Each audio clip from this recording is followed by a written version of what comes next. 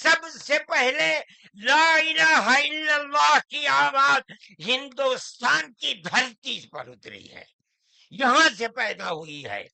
सबसे पहले मनु ने ओम की इबादत की है। ओम एक है, अल्लाह एक है, कोई साबित नहीं कर सकता कि ओम यानी आदम अल्लाह को छोड़कर जिस अल्लाह ने अपने हमारे अकीदे के मुताबिक उनके पुतले को पहले धरती को पैदा किया, धरती में मट्टी पैदा की, और जितने रंग और जितनी तरह की मट्टी थी सब मट्टी में से थोड़ा थोड़ा लेकर अल्लाह ने यानी ओम ने अपने हाथ से आदम यानी मनु के पुतले को बनाया। इसीलिए हदीस में आता है कि जितनी तरह की जितने रंग की मट्टी थी, आदम की औलाद, मनु की औलाद, मनुष्य की औलाद उतने ही तरह उतने ही रंग की बदली।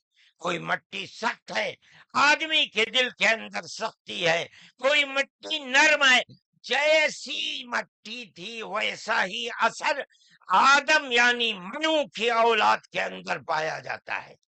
ये हमारे इस धर्म की खुसूसियत है।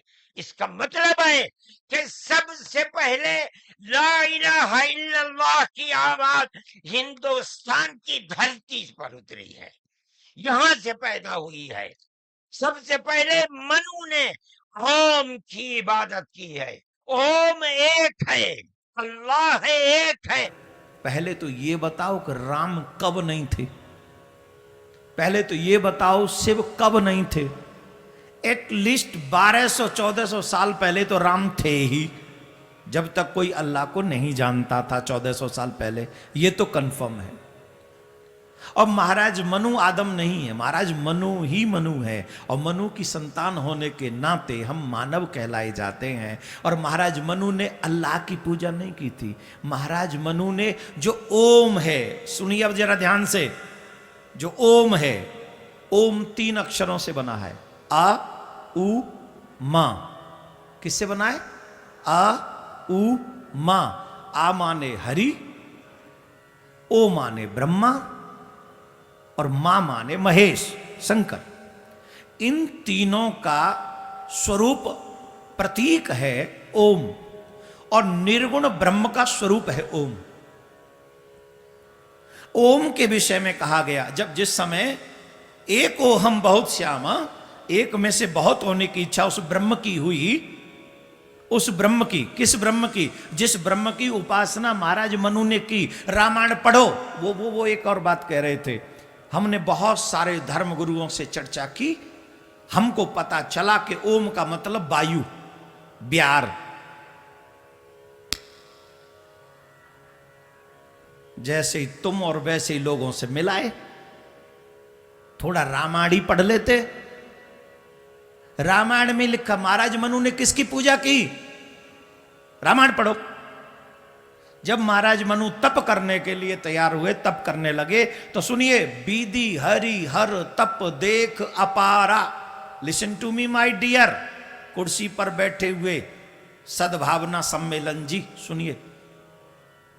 बीदी हरि हर तप देख अपारा, मनु समीप आए बहुबारा। जिस समय महाराज मनु तप करने लगे, उस समय विधाता भी आए, ब्रह्मा भी आए, हरि भी आए, और शंकर भी आए।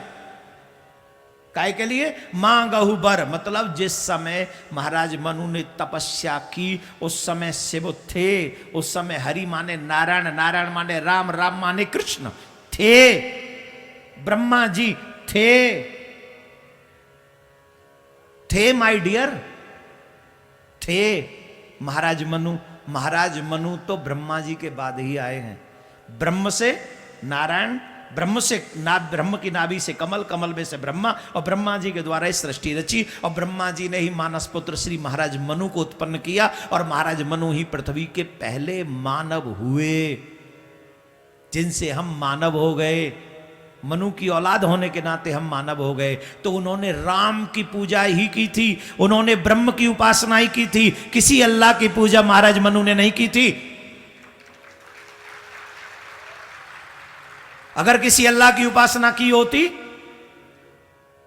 ओम नमो भगवते वासुदेवाय इस मंत्र का जाप किया उन्होंने, महाराज मनु ने। अब इस ओम नमो भगवते वासुदेवाय तुम्हारा अल्लाह कहां से घुस गया? I am not against your worship, आप जो करना चाहो करो, लेकिन मेरे राम को नीचे नहीं कर सकते, मेरी मानव सनातनी उपासना को आप नीचे नहीं कर सकते।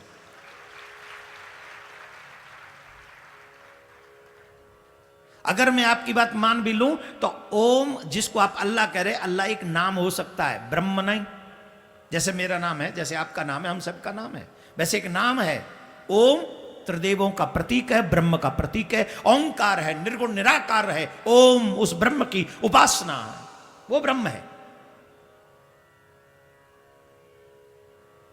रही बात आप 1400 साल आपका जो पंथ है उसकी डेट है, उसका सब समय है कब आए। और हमारी बात करोगे तो अकेले रावण ने 72 चौकड़ी राज्य किया माय डियर। एक चौकड़ी सतयुग, त्रेतायुग, द्वापर युग, कलयुग, चारों युग निकल जाए तब एक चौकड़ी होती है। रावण ने 72 चौकड़ी किया। बताओ आदम कहां थे तब? बताओ आदम कहां थे? हमें नहीं पता आपके आदम कब आए, लेकिन हमें पता है हमारे महाराज मनु कब आए। 1,96,8,56,000 वर्ष और कुछ वर्ष 20-22 वर्ष पहले इस बार की सृष्टि की प्रथम किरण, इस सूर्य की प्रथम किरण इस धरती पर आई है।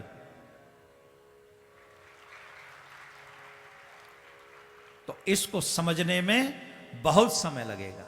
ध्यान से सुनना, आपके संशय का निवारण, मेरा मकसद है सिर्फ आपके संशय का निवारण करना।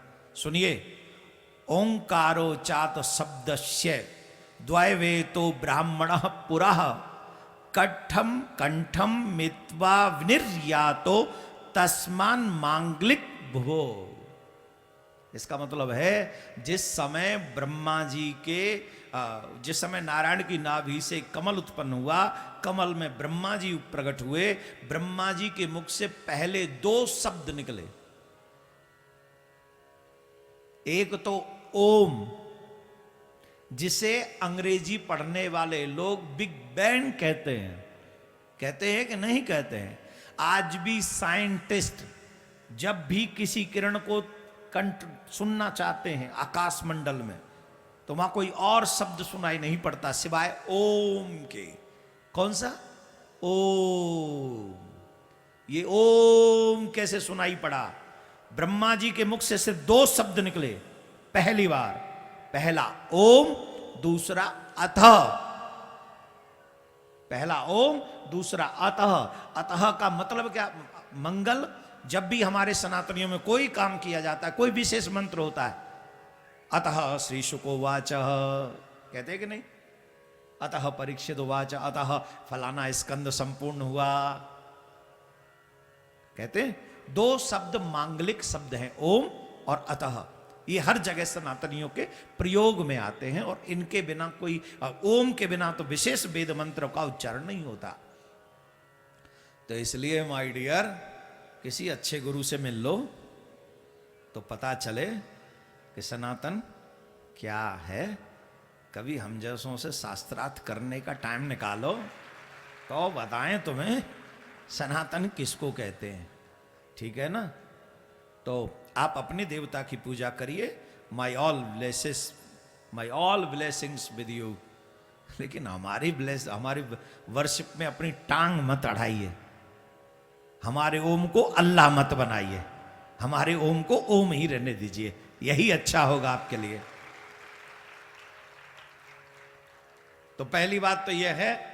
और यहां पर एक बार जोरदार ताली, मैं अपने कथा मंडप में कह रहा हूं इस बात को, एक बार जोरदार ताली बजाइए जैन मुनि लोकेश जी के लिए।